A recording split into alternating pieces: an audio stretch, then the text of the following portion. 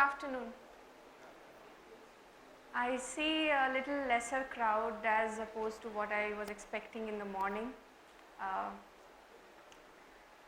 Okay, so thinking version of things. I tried to keep it a little intriguing, the topic. You would think, what am I going to talk about? So essentially this is an IoT forum, but that is the things part, right? Things, Internet of Things. But what if the things are capable of thinking? That is what we will see here.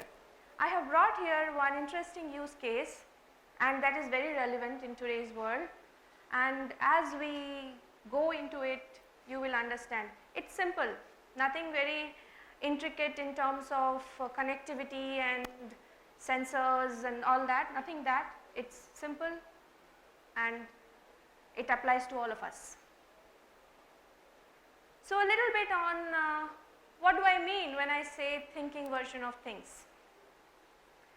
This is things, right? This is the sensors, the connected sensors in IoT world.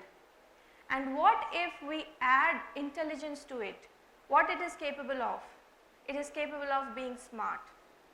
And today, in today's world, we only see smart things, smart buildings, smartphones, you name it and everything is smart. So to be smart, it is important that there is intelligence embedded in the Internet of Things, in the things of Internet of Things.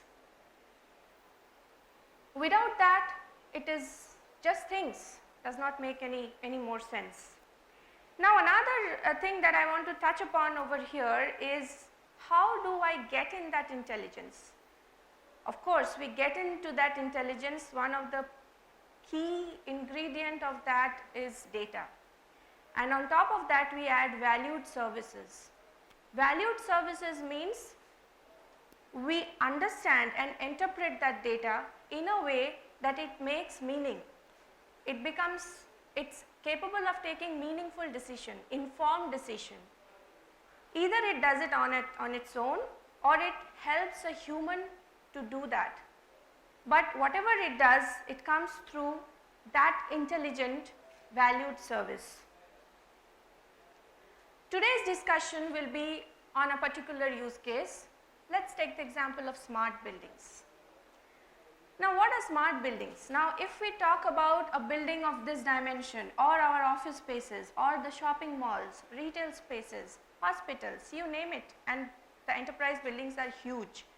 And such huge buildings, one of the key requirement are the HVAC systems.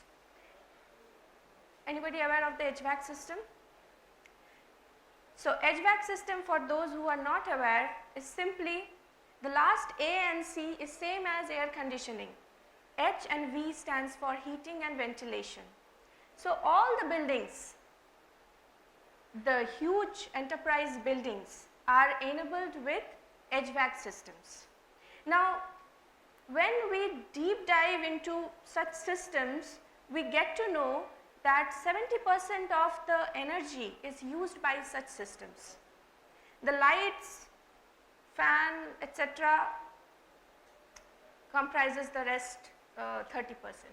Think of it, 70% of the energy that is spent by this building or any building for that matter, you go to a shopping mall, a hospital, your office spaces, everywhere, is used by HVAC system. So that becomes our key area of interest. How can we make that? Hello? Yeah. How can we make that smarter? We can make that smarter through sensors, of course. If today we are designing a building and we know that it is office space, we can place sensors which are capable of detecting the presence of a person, and based on that it can switch on the lighting system. The light part is taken care. But what about the others? AC, probably. There will be, if there are split systems, that can be taken care to some extent, that the moment the person steps into the room, it gets turned on, and the moment he goes out, it's turned off. Fine. But what happens to the rest part, the larger portion of the energy that is consumed? We will come to that. Also, when we see the realm of the different buildings, each building will have different goals. If we talk about the retail, then the retail will have requirements. Okay, they would like to optimize the energy, but they would also like to know, they would like to have more insights about how the people are coming in, because they have more interest in how they store their systems, how their supply can be managed. Or perhaps they have a refrigeration system which they would like to optimize more than the energy of the building itself, the HVAC system itself. If we go to an office building, the story is different. If you think of an hospital, it is different. So each building will have a different use case of its own. Nonetheless, being energy efficient is one of the prime goal of all the buildings, one of the common goals of all the buildings. Other common goal is improving the operational efficiency. Everyone wants to be that. Everyone wants to be there, and increase the occupant's comfort. Well, in some cases that might not be the primary goal, but yeah, everyone wants to be there at some point of time. How we go there, we'll talk about it. Now, slightly I would touch upon about what makes the building smart are the different sensors, of course. Now, to detect the presence of people, we use different kinds of sensors. We can use it at different places, and then we understand how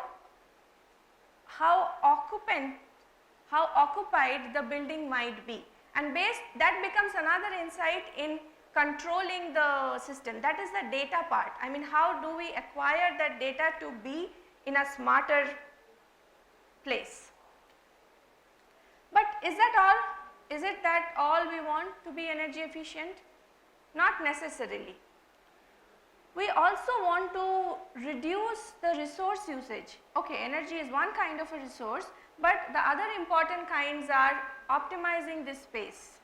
Think of it, this entire building is taken up by one event, but is it optimized? Is every corner used to the fullest? Today it is perhaps, but all the year long, is it utilized?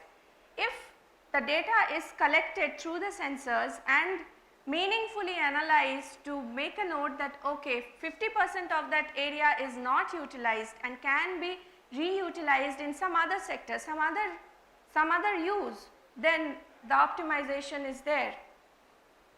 Predictive maintenance, that is another key aspect, right? If we understand the defect in the system through the data that we acquire, how do we do that? I will get into that.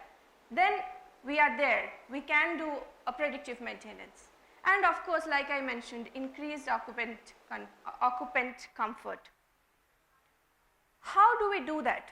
Now this is a mechanism that we follow. We collect the data, we apply analytics or AI or ML, whatever you want to say. We will discuss the exact models what I am talking about and how do we go there. We get the meaningful insight and take decisions based on that.